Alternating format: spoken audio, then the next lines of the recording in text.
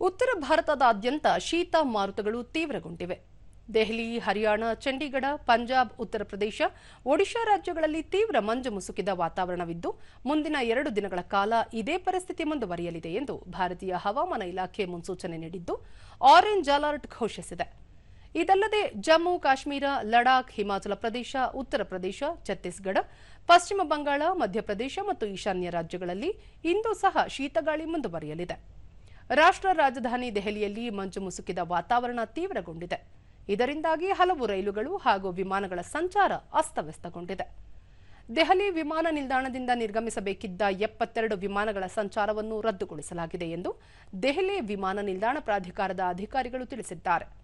ಈ ಮಧ್ಯೆ ದೆಹಲಿ ಎನ್ಸಿಆರ್ ಪ್ರದೇಶದಲ್ಲಿ ವಾಯುಗುಣಮಟ್ಟ ಸೂಚ್ಯಂಕ ಮತ್ತಷ್ಟು ಕಳಪೆಯಾಗಿದೆ.